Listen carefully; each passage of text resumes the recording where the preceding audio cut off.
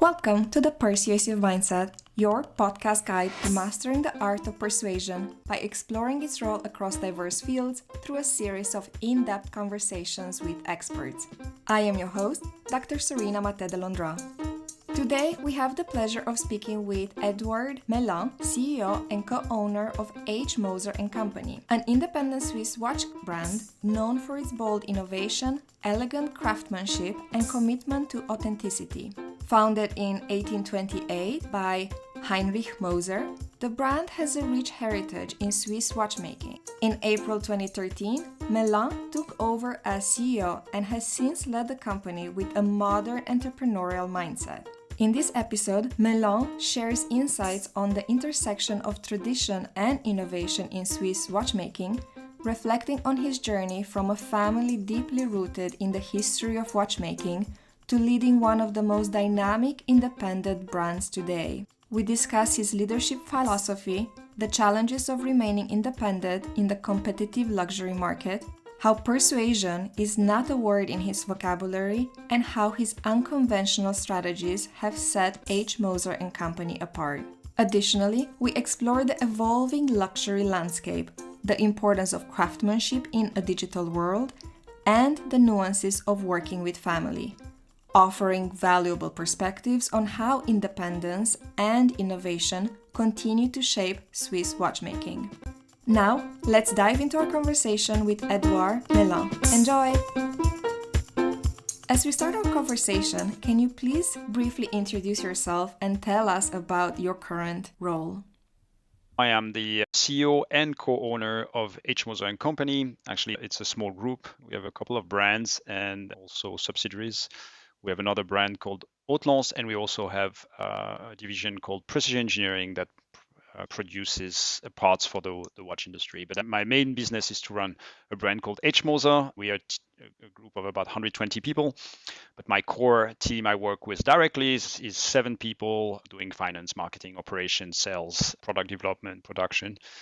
And I run the brand. I'm also a little bit of the face of the brand together with my brother. And we took it over in 2013, acquired it in 2012. It's been a turnaround story. And it's been doing very well for now quite some years. I think we're one of the most dynamic brand, especially among the independent brands. And it's really exciting to work with a good team that grew with us. Most of the people I work with have been almost since day one on the projects and are still there. And it's, I think, their baby as much as it's mine. What do you believe makes Moser & Company unique as a watch manufacturer? Moser is a manufacturer, meaning that we produce the parts ourselves. We are 100% made in Switzerland. 80% of the parts are made here in our factory in Schaffhausen. We make, I would say, relatively complex watches, meaning the movements are developed in-house. They have between 120 and 600 components. There's different level of complexity, which obviously has an impact on the price. We're known for beautiful dials, which is the face of the watch, and very minimalistic. If you look at the watch I'm wearing here, there's not even a branding on it. We think everything we do is a piece of art. We produce about 4,000 watches per year. So they're quite rare. And actually, our motto is Moser & Company, very rare. It's about being family-owned, being independent in the sense that we're not part of the group, but also the way we think, the way we create. We also, as I said, make everything under one roof, and we do watches that are a little bit different from the others, and that's what makes Moser very rare. I'm curious to know, what are your thoughts on the Swiss Made label, its impacts on the Swiss watch industry, and your company creating the watch called the Venturer Swiss MAD? Well, it's a statement that we did already back in 2017-18, if I remember well, when there was a change in regulation. The Swiss Made today means that a watch has to have a movement developed in Switzerland, and 60% of the added value has to come from Switzerland, which means that a watch could have most of their parts produced in the Far East, for example, and still be Swiss made. And I feel that for our industry, where unfortunately right now we're producing less and less watches and a higher value, I think it's important to develop an ecosystem that is strong, that can afford to create affordable watches also in Switzerland. And for that, you need quantities. And for that, you need brands to bring back production in Switzerland. I think having a label of 60% doesn't support that. And there are reasons why we don't use the Swiss made label on our watches. We are 100% Swiss made, and we feel certain brands use Swiss made more as an excuse to ask for a very high price, whereas the Swiss made shouldn't be that. It should be about promoting an ecosystem, forcing companies to bring back their production in Switzerland to have an economy of scale, and then be able to compete with other markets that have cheaper labors but don't have the creativity, the know-how that we have here in Switzerland. How do you believe that global production trends affect Swiss watchmaking? I think any component you do in Switzerland can be done in the Far East. And to be honest, you'll be surprised of the quality that you can get in the Far East. There's so much technology now with robots, with a lot of things that would allow Switzerland to be competitive. What we're losing is the lower end of our industry in terms of price segment. But as an ecosystem, as I said before, you need entry-level brands, you need high-end brands. We're lucky enough that we have brands like Rolex that really give certain scale to our industry, but I mean, it's still a million watches. We lost millions and millions of quantities over the last years. And I think it's important that we stop that. Otherwise, at some point, we will do, I don't know, just a few watches, extremely expensive. And that's not the way you keep jobs, you keep know-how in Switzerland. But anything today could be done in the Far East, to be honest. And some brands benefit from that. Are you seeing watchmakers moving to other countries to find work? And how do you believe that the watchmaking industry can ensure the preservation of traditional skills and also prevent the loss of craftsmanship to other regions? I don't think they're moving. I think they're just losing their job. And I don't think they're ready to go to the Far East to keep their job, especially because it's not the same kind of salaries. So I think it's also the responsibility of the brands to prevent that, to protect and promote the know-how, the savoir-faire, as we say in French. And for that, you need to invest. You need to build skills. You need to train people and make sure that this savoir-faire, sometimes a few older people, older generations still don't know how to do it. And if you don't make sure that they communicate and share this knowledge with younger generations, we might lose it. Speaking of the younger generation, how do you approach training and developing the next generation of watchmakers at your company? If we talk on the production side, so watchmakers, we have young people coming from watchmaking schools. They come and we train them with our master watchmakers, which have years and years of experience. But we also have people that just come out of primary or a pretty young age, like I think in 13 years old or 14 years old. You can basically work while going to school, a trainee program, and learn with the watchmakers directly. And these are very highly skilled watchmakers at the end of their 4 years training because they work while they study, which, as we all know, requires a lot of commitment. You need very driven young teenagers, and we really appreciate those kind of people. And I think Switzerland has been very good at that, of allowing people to learn on the job, but at the same time go to school. And I think we're an example for many other countries. How do you go about attracting the top young talent for your company? We go and promote in Grenchen, for example, or even in Germany, we promote our brand to make sure we get the best watchmakers when they come out of school. To be honest, the best ambassadors are usually the people who work already with us that came from those schools, and they share their experience, the atmosphere that they find here, and they are the one kind of bringing their friends and colleagues to us. Who is the target audience for your watches, and how do you ensure that you keep your creations relevant over time? I love to say that I am the target audience. I make watches that I want to wear, and my brother and Nicholas, who's our head of sales, we're similar age, similar tastes, and we basically create watches that are for us. And that's quite fun. I mean, it's an amazing chance to be able to lead a brand and create products that actually for an audience that I could be the persona in a way. Now, at the same time, it started 12 years ago and we're getting older, so we need to stay relevant.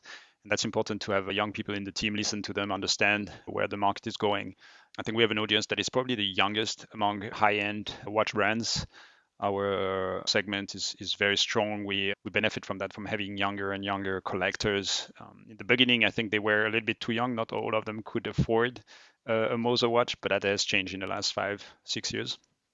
And it's interesting to see how we never lost actually the older guys, the older clients, but we're benefiting from a lot of younger ones. I think everybody wants to look and feel younger, so it's a great position to be in. Currently, do you sell your watches globally, and how has your distribution strategy evolved in recent years?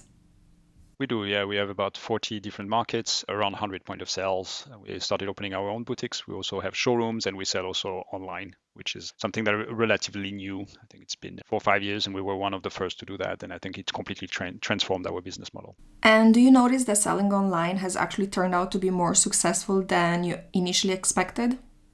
Surprisingly, that was a big surprise, but that's where COVID was an amazing opportunity for us because we had no choice but to start selling online. And then we suddenly discovered that there's a lot of appetite to buy from the brands directly online. And it's a very important business because it's a full margin business at very low cost for us. In hindsight, how has your online presence impacted the way in which you connect with customers and also the way in which you grow the brand? It really helped the brand.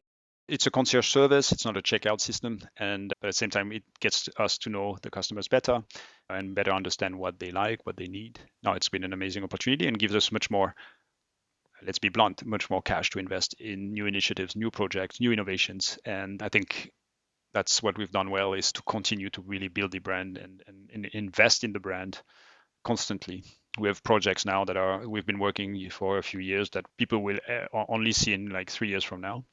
And that's huge investments, but I think it's important if you want to stay relevant. You mentioned direct to consumer sales have given you much more freedom to invest, and I'm curious to know where are you focusing those investments today? There's many things. If I look at product, it's new materials. We're doing quite a lot of research also with universities on new materials that would add value to products. New complications, so more complex movements. This can take 6, 7 years and could be millions of investment for a new movement. We're celebrating 200 years of Moser in 2028. So obviously we want to have some interesting things to launch and show during that important year for us. The marketing side, it allows us, for example, to partner with the Alpine Motorsport. We partner with their Formula One team. We partner with their road cars. We're developing products and instruments with them. This is fun. That gives also new fields of expression to our engineers and to their engineers. We're developing interesting instruments for the road cars of Alpine, but at the same time, we're creating some crazy watches for the engineers and for their drivers. This is in a way sponsoring, so that has a cost, but also it stimulates and adds innovation to us. And that's something that we couldn't have afford 5 years ago. And I think that's also something that has been transformed by the direct to consumer business. How do you manage to balance setting the vision for your brand while also ensuring your team is aligned and focused on the right priorities? Well, that's the role of a CEO. I think as a leader, you call the plays in a way. You say, there's, I don't know, 100 projects. These are the 10 important ones, priority one. These are the 20, priority two. And then you give the pulse. And that's how I always tell my team. The way we work is constantly have ideas and a little bit of the vision where we want the brand to go. But then I think it's my role to tell them this is what's important. This is a project that is important. And then they implement. And I think that's what's also getting more and more interesting. A few years ago, I had to implement. And now because we have a much wider team, it's taking a little bit more a distant role and have the big picture and then tell people what's important. What's difficult is to have them to share that big picture. That's not has always been my strength to share that. And that's a feedback I get sometimes. It's like, well, you know where you're going, like they have this big vision, but sometimes we need to understand it because everybody is a bit in their field without having the time or the possibility to get that distance. And I'm supposed to be the one providing and not only calling the shots. So it's finding that right balance that is not always easy. I think I'm good at calling the shots. I'm less good as communicating the big picture to my team. Based on what you just said, how do you ensure that your team understands your vision and also that it can overall avoid communication challenges?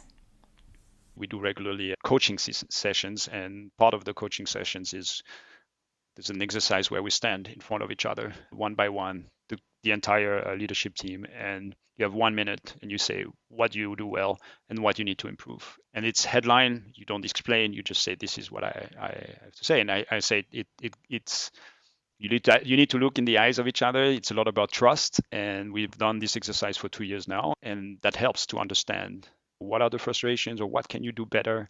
Obviously, you start usually with the positive, or it's a choice, but I think it unlocks energy, and at the same time, it avoids conflicts or misunderstanding. Can you elaborate more on how are you fostering a culture of feedback within your team? Our coach is always saying it's a muscle and you need to train it. We didn't have a culture of feedback, and that's something we're really working on. And if you look, I'm going to show you a little bit my office, but if you see all this, these are all like kind of each other giving feedback. There's color codes and in the organization of like also celebrating small wins. It's very important. That's not something that comes automatically. I think it was good for us to have this initiative with somebody helping us doing it. Reflecting further on the topic of leadership, did you always aspire to run your own company, and what is your educational background? I think I always had the ambition to do my own thing. I just didn't know what and how. But yes, I'm an engineer from the Swiss Federal Institute of Technology, where I did microengineering. I'm somebody who always wanted to have a broad spectrum. That's why I took microtechnology, because you have computer science, mechanics, you have a lot of different fields. You're not specialist in anything. I've never been specialist in anything. I didn't want to be specialist. I always found people better than me in anything. So I thought I'm going to be good at having an overview of everything. And that was my ambition, and that's what I did. That's why I did an MBA at Wharton later on, also to get to expand my spectrum towards finance, marketing, sales, and accounting, etc., strategy. And in retrospect, what types of milestones have helped equip you with the skills you need today as the CEO of H. Moser and Company? First, I actually worked in Switzerland, in Zurich. I did some consulting here. Having this ambition to do an MBA pretty early, I wanted to get a little bit of a more business understanding, learn from projects, different industries. That's what I did 3 years in consulting. Then I went to Asia because I was born in the watch industry. I had an opportunity to go to Southeast Asia and work in the watch industry. I had the opportunity. My parents sent me as I was a kid pretty early to abroad to learn the languages. So I learned English in the US when I was a kid. That was an amazing opportunity also for me to feel comfortable going away. And then later on, I studied in Germany. That gave me improve my German. Otherwise, I wouldn't be here today, since that's the main language here. And then, then I felt I was a bit like stuck in Switzerland, wanted to go away. And that's how I decided to go to Asia. It was a great experience. Then that's where I realized some of the things I was lacking. And that's how I decided that was the right time now to go and do my MBA in the US. And then came back to Europe and first had built a startup that failed with some friends in Paris. And then that's when we came the opportunity to acquire Moser. Yeah, the first idea was really to acquire it. It was not planned that I would join the organization, but obviously being part of the family of the owners, having the language, the technical background, that gave me the opportunity to get there. But nevertheless, you still have to prove, and that took a little bit of time because my previous job was a failure, and then slowly build the trust with the team, get the recognition outside helped. Many successful entrepreneurs seem to talk about the importance of failure in business making. And I'd like to ask, how has failure shaped your journey? I think it's essential to fail. I mean, if you can avoid and be good right away, it's better. But in my case, yes, my experience in Celsius, which was my venture before, is essential to the success of Moser. I think there's a lot of key learnings that I needed to go through. And that's how I realized how important it is to fail, or at least go through those difficult times to learn. Doesn't mean you need to completely fail as we did, but sometimes you need this adversity to ask yourself the right question, understand the parameters, the metrics, the elements you can use to build your company, ask yourself the right question, trust people around you, listen to people around you, build your circle of trust, so to say, which is very important, which I didn't have in the first venture because I thought I knew better than anybody else. And then you just listen to yourself, and that's the best recipe for failure. So we always say in the US, people value failure a lot. Big venture fund look for people who have failed before they invest. And I think it's something that we have less in Europe. And that's a little bit unfortunate. I think, there's a lot of value in failure. How do you go about building and maintaining a strong circle of trust within your team? First, it's a circle that expands, but you need a couple of people very close to you that you can trust, that are ready to give you honest feedback.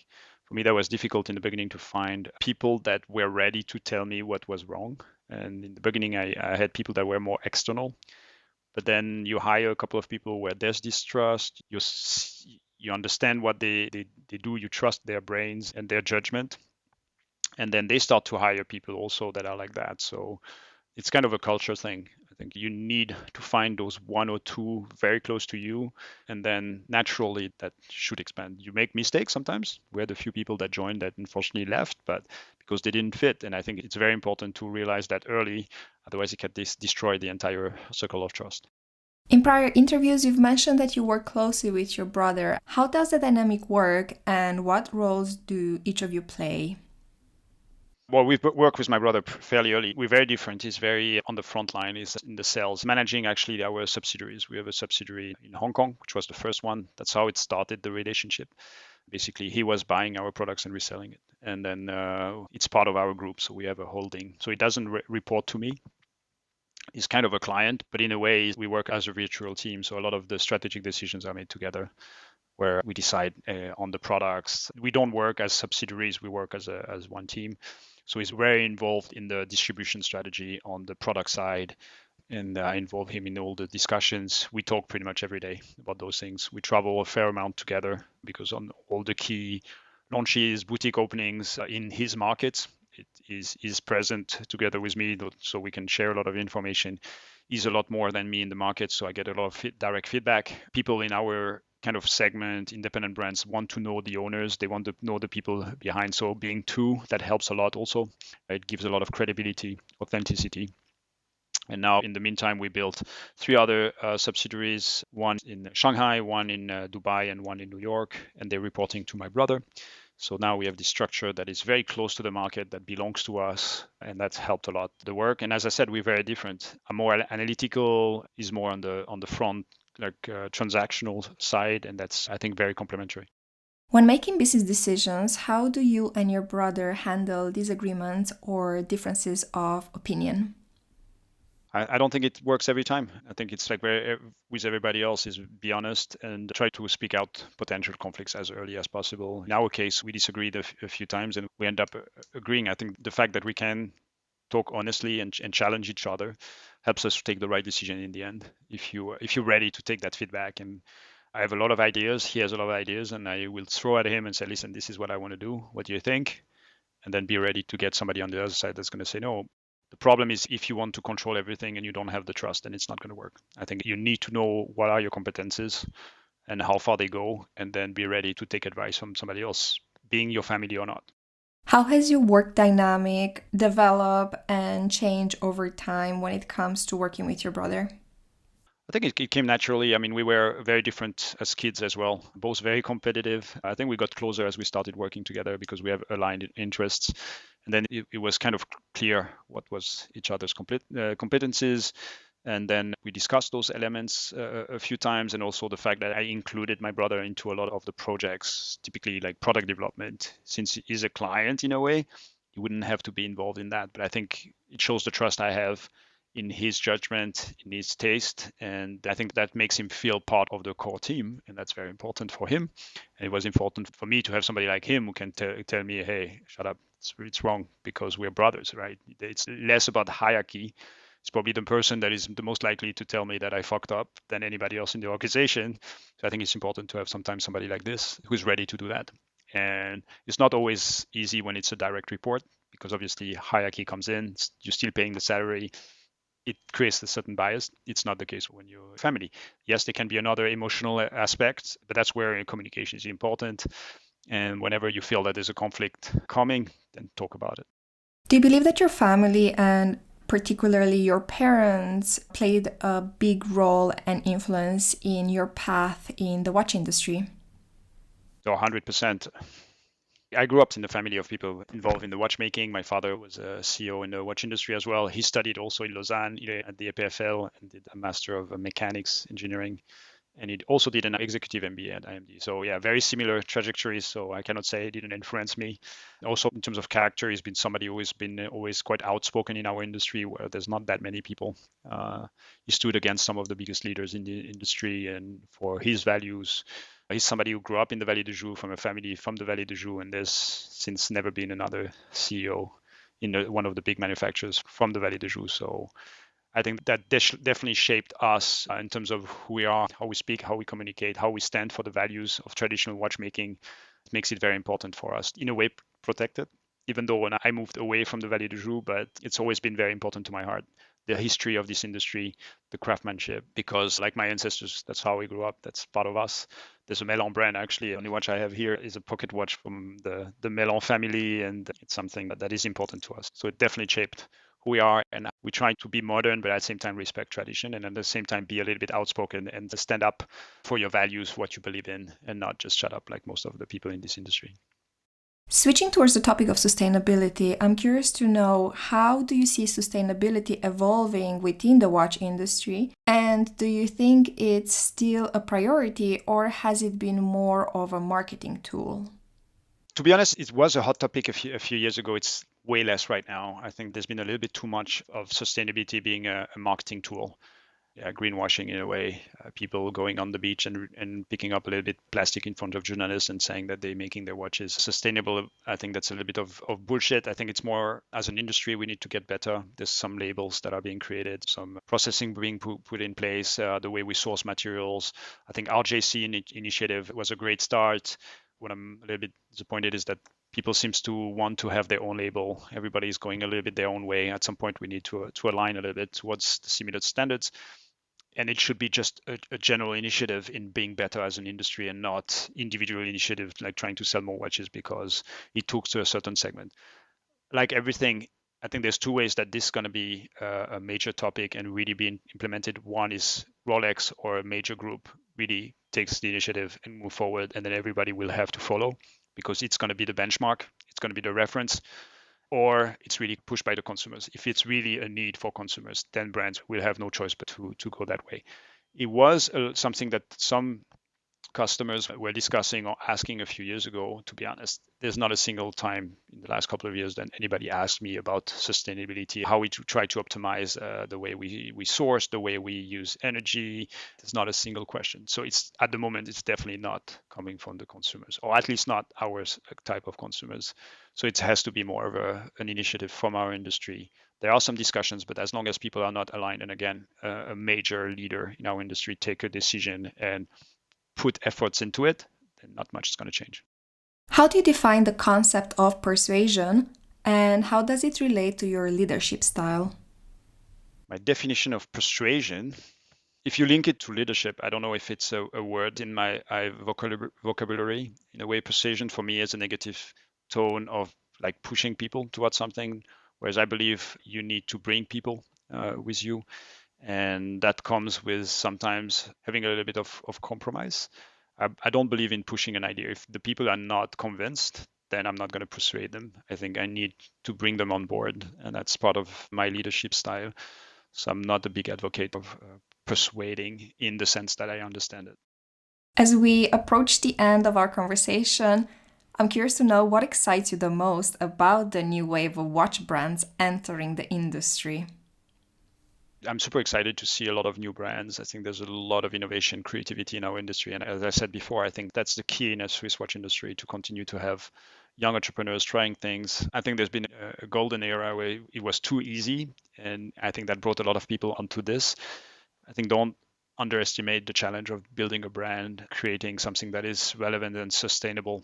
And it's tough. It's a very, very competitive market. There's way too many brands, but some of the biggest brands today have been startups from 20 years ago. Look at the Richard Mille and hopefully Moser in a few years. It's great to have those kind of people who try, who push, like in any industry, because as I said, it's an ecosystem.